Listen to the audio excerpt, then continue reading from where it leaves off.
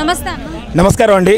నా పేరు ఆలేటి మాణిక్యం, కాంగ్రెస్ సేవాదళ జిల్లా అధ్యక్షుడిని, సూర్యాపేట జిల్లా. రేవంత్ రెడ్డి గారి పరిపాలన ఎలా ఉందంటే ఏం చెప్తారు? రేవంత్ రెడ్డి గారి పరిపాలన 1 సంవత్సరం అయింది, చాలా బాగుంది. ఎంత బాగుందంటే 1 సంవత్సరంలోనే 55,000 ఉద్యోగాలు ఇచ్చిన ఘనత కాంగ్రెస్ ప్రభుత్వాన్ని, రేవంత్ రెడ్డి గారి పాలనది.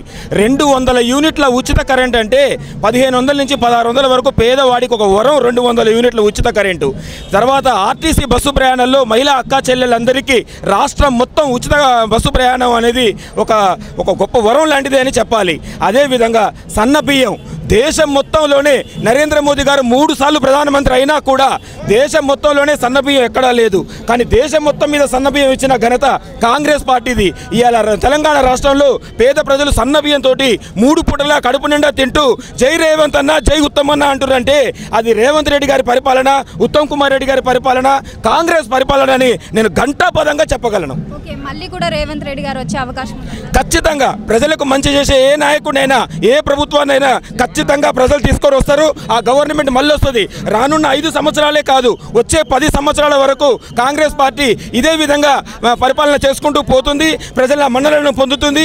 2 లక్షల రూపాయల రుణమాఫీ ఏకకాలంలో రైతులందరికీ ఇచ్చిరంటే అది కాంగ్రెస్ పార్టీకే సాధ్యం. ఆ ఘనత కాంగ్రెస్ పార్టీదే అని చెప్తూ, గతంలో కేసీఆర్ గారు ఏనాడు కూడా రైతులకు కానీ, ప్రజలకు కానీ, పేద ప్రజలకు కానీ, విద్యార్థులకు కానీ ఏ హామీలైనా 100 చెప్పిండు. కానీ ఆయన 10 నుంచి 15% చేసిండు.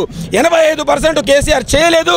కాంగ్రెస్ పార్టీ రేవంత్ రెడ్డి గారు 100 చెప్పి 100కు 101 చేసే ప్రభుత్వం కాంగ్రెస్ ప్రభుత్వం, రేవంత్ రెడ్డి గారి ప్రభుత్వం. బీఆర్ఎస్ బీజేపీ పరిస్థితి అయ్యా మీరు మమ్మల్ని చూసి నేర్చుకోవాలి, కాంగ్రెస్ పార్టీని చూసి నేర్చుకోవాలి.